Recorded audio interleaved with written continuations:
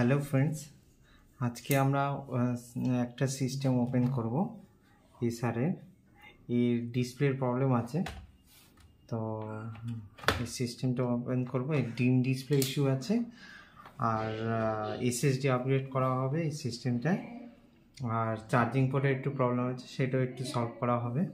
হ্যাঁ, সেটা দেখে নেবো, যদি চেঞ্জ করার হয় চেঞ্জ করবো, নাহলে এরকমভাবেই থাকবে। তো এসএসডি আপগ্রেড করা মেইন হলো, এসএসডি আপগ্রেড আর ডিম ডিসপ্লে ইস্যু, সেই দুটো ঠিক করা। তো সেই দুটোই আমরা দেখবো। আর ব্যাটারিটা খারাপ আছে, ব্যাটারিটাও চেঞ্জ করব। তো এইটায় আমরা এখন ওপেন করব সিস্টেমটা। আমরা এখন দেখব এই সিস্টেমটা কি করে ডিসঅ্যাসেম্বল আর অ্যাসেম্বল করা হয়। তো সেটাই আমরা আজকে চেক করব, দেখাবো। প্লাস ওই যে কাজগুলো করা আছে সেগুলো চেক করব। যে ডিম ডিসপ্লে ইস্যুটা হলো ব্ল্যাক স্ক্রিন, ব্ল্যাক থাকবে, পুরো আবছা আবছা দেখা যাবে, লাইট থাকবে না। সেটা অনেক সময় এলসিডির জন্য হয়, অনেক সময় কেবিলের জন্য হয়। তো সেটাই আমরা এখন চেক করব যে কেবিলের জন্য হচ্ছে নাকি এলসিডির জন্য হচ্ছে। তো প্রথমে আমরা কেবিলটা চেঞ্জ করে দেখব। কেবিলটা চেঞ্জ করে দেখার পরে যদি দেখি যে ঠিক হয়ে গেছে তবে ঠিক আছে, নাহলে এলসিডি পরে চেঞ্জ করার চেষ্টা করব। তো এখন আমরা এটা ওপেন করব সিস্টেমটা। তো ব্যাটারিটা একদমই খারাপ, সেই কারণে ব্যাটারিতে অন হবে না। তো আমরা চার্জার ইউজ করব। চার্জার ইউজ করে চার্জার লাগিয়ে একবার দেখব যে সিস্টেমটা অন হচ্ছে নাকি, কী পরিস্থিতিতে আছে সেটা একটু চেক করার জন্য। ঠিক আছে? তো আমার এই ভিডিওটা একটু আপনাদের ভালো লাগলে আপনারা একটু শেয়ার আর চ্যানেলটা যদি নতুন হয় তবে সাবস্ক্রাইব করে দেবেন। আর বন্ধুদের কারোর দরকার হলে তাকেও শেয়ার করে দিতে পারেন। ঠিক আছে? তো আপনাদের একটু সঙ্গ চাই, তো দেখ, ঠিক আছে? অনেক দিন পরে ভিডিওটা বানাচ্ছি। ঠিক আছে?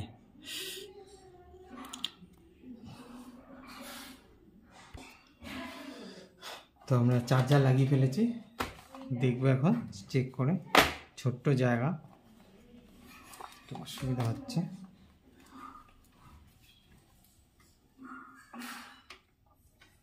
চার্জিংটা লুজ আছে, সেই কারণে প্রবলেম হয়। ঠিক আছে? এরপর অন করবো।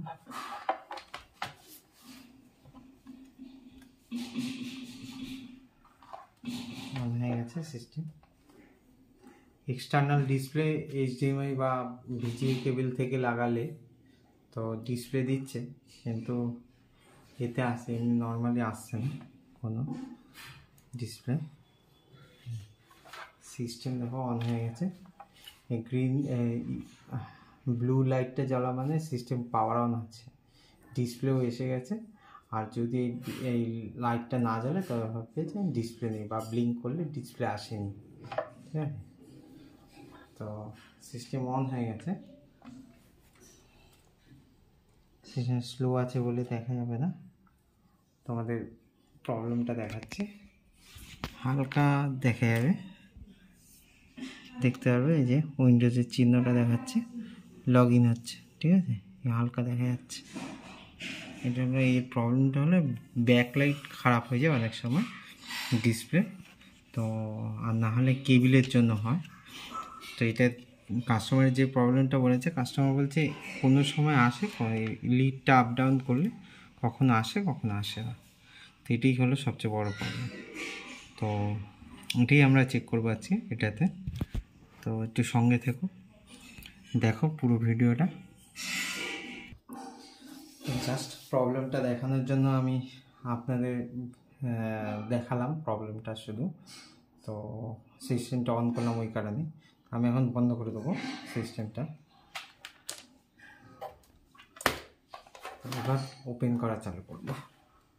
ঠিক আছে? প্রথম হার্ড ডিস্কটা খুলতে হবে।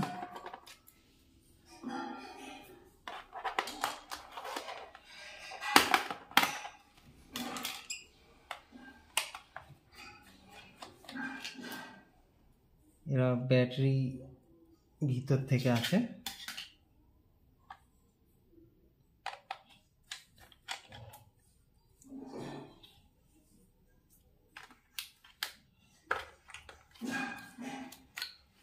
আগে হার্ড ডিস্কটা খুলে নেব।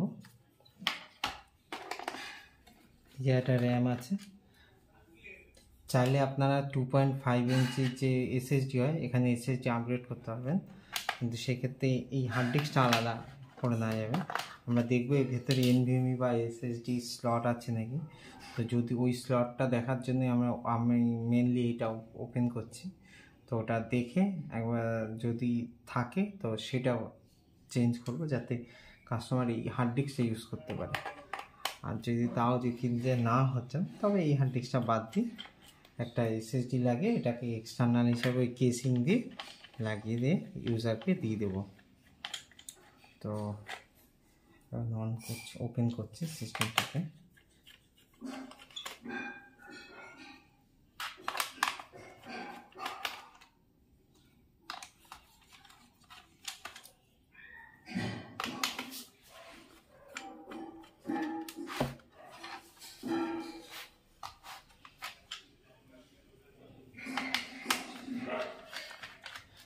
অনেকদিন ভিডিও করতে পারিনি, কেননা কাজের প্রেশার ছিল অনেক দিন,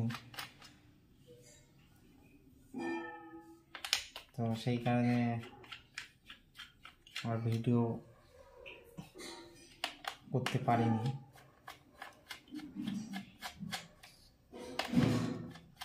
হিঞ্জের স্ক্রুটা ভাঙা আছে এই সাইডে, তো এটাকে আলাদাভাবে ওপেন করতে হবে।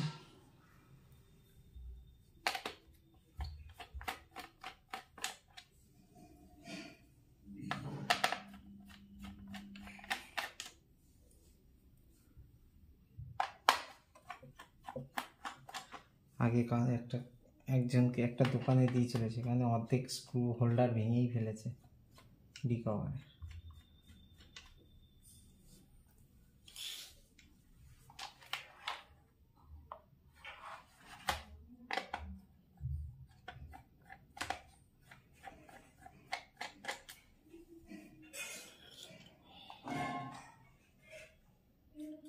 সব স্ক্রু ওপেন হয়ে গেছে, শুধু এই স্ক্রুটা হয়নি, এই স্ক্রুটা ড্যামেজ আছে, ভেতরের দিয়ে স্ক্রু হোল্ডার ড্যামেজ আছে, তো ওটা থাকবে, ওইটা থাকা অবস্থাতেই লাগাবো, খুলতে হবে এটা।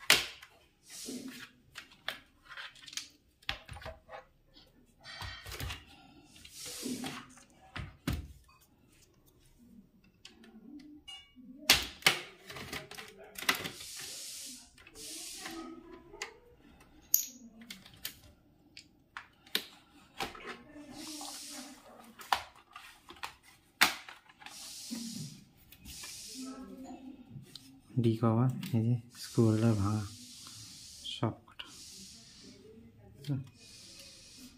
যাকে দিয়েছিল অর্ধেক স্ক্রু হোল্ডার ভেঙেই ফেলেছে।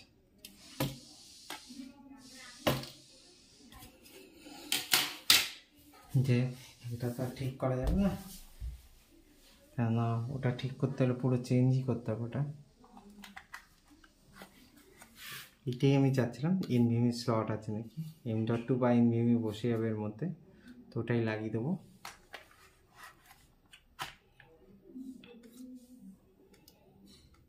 লেগে যাবে। আর এলসিডি কেবিলটা খুলে নেব।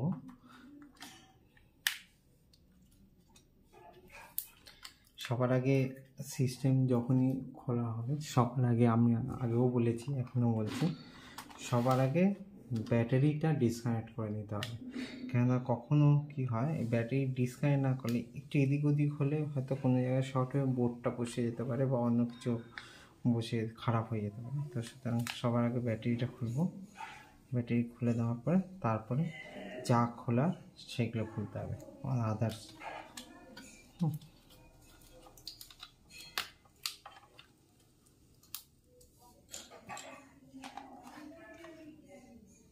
স্পিকার খারাপ হয়ে গেছে, স্পিকারটা ঠিক হবেই না।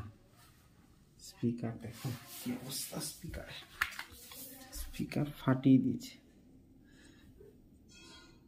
অ্যাকচুয়ালি ও যে ইউজারটা ইউজ করতো সেটা সে গেম খেলার জন্য ইউজ করতো, তো স্পিকারের অবস্থা খারাপ, দুটো স্পিকারই খারাপ হয়ে গেছে, স্পিকারটাও খারাপ, ফেটে গেছে পুরো।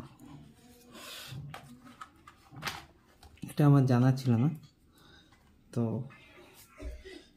খুলে দেখলাম এটা ভাঙা আছে।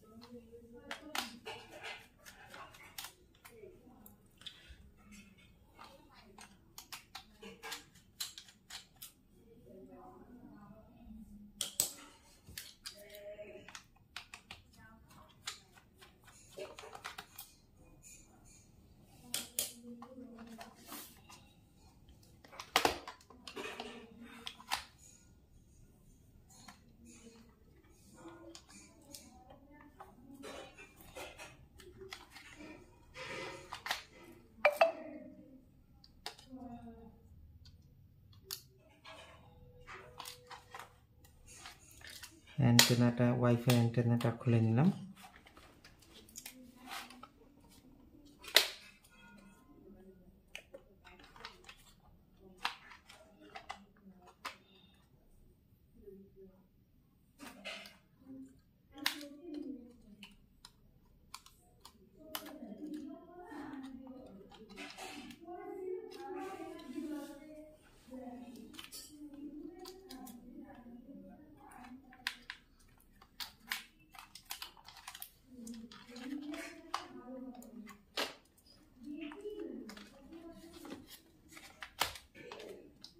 ওয়াইফাই অ্যান্টেনার একটা কেবল এই দিক থেকে আর আরেকটা এই দিক থেকে আছে, পুরো বোর্ডের নিচ থেকে দিয়েছে, তো আমাকে পুরোটাই খুলতে হবে।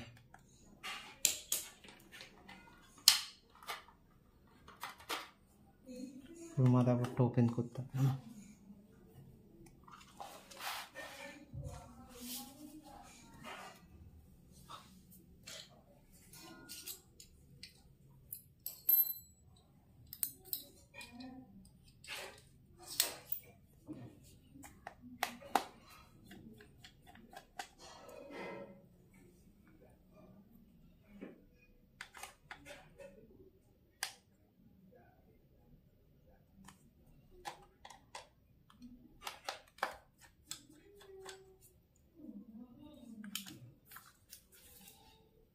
ব্যাটারি,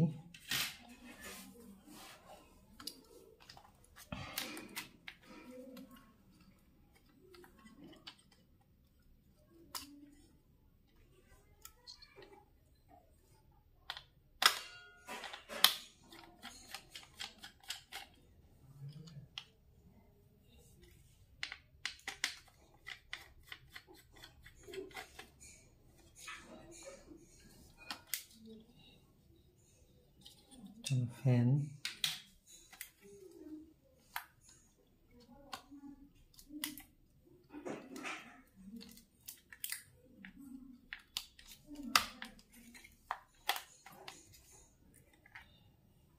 এটা হলো স্পিকার আর হার্ড ডিস্কের কানেক্টর,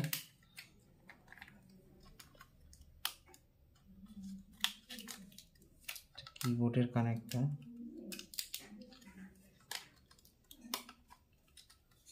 সাববোর্ড,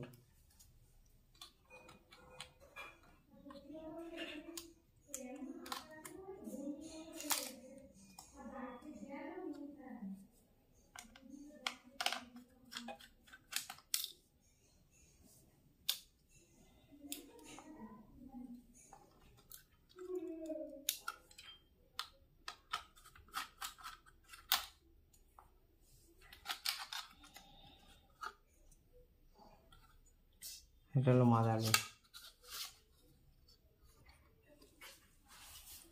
সিস্টেমের মাদারবোর্ড এটা।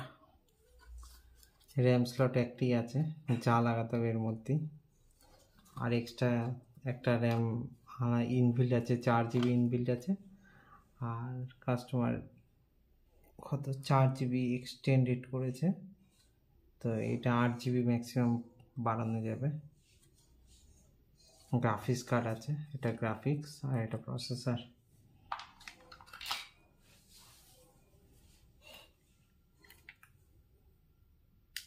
চলো ওয়াইফাই অ্যান্টেনা, চলো খুলে গেল পুরো।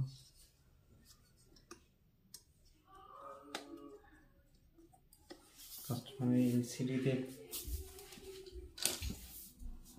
এইটা ভেঙে গেছে, এই কারণে সিস্টেম ওপেন করার সময় পটপট আওয়াজ হচ্ছে একটা।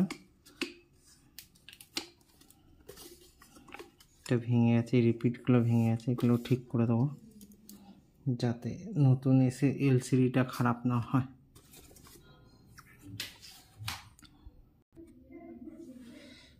এখন আমি এলসিডি কেবিলটা বার করব।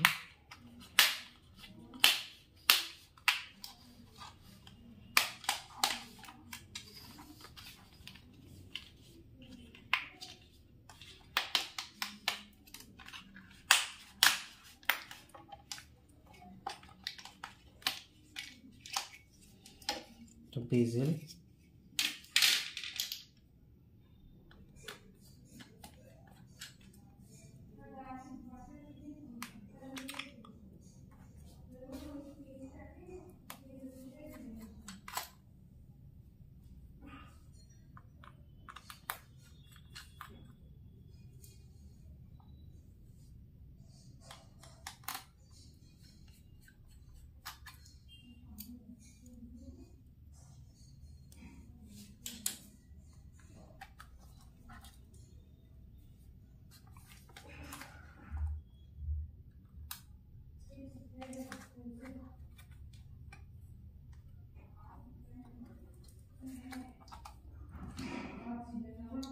হিঞ্জও ভেঙে ফেলেছে।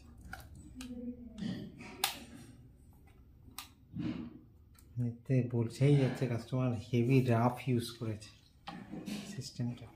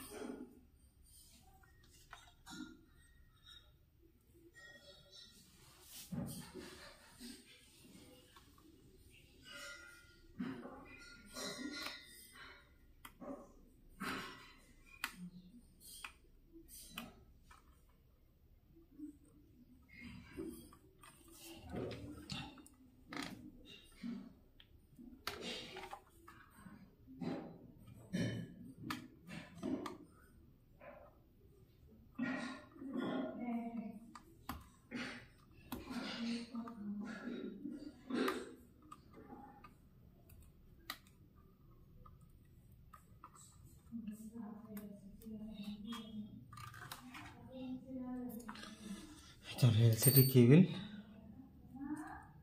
আগে এটা চেঞ্জ করে দেখবো যে ঠিক আছে নাকি। যদি এটা চেঞ্জ করে ঠিক হয়ে যায় ডিম ডিসপ্লে, তো আর এলসিডি চেঞ্জ করার দরকার নেই, নাহলে আবার এলসিডিও চেঞ্জ করতে হবে। তো এলসিডিটার দামটা যেহেতু বেশি, সেই কারণে এলসিডি আগে না, আগে কেবিলটা চেঞ্জ করে দেব।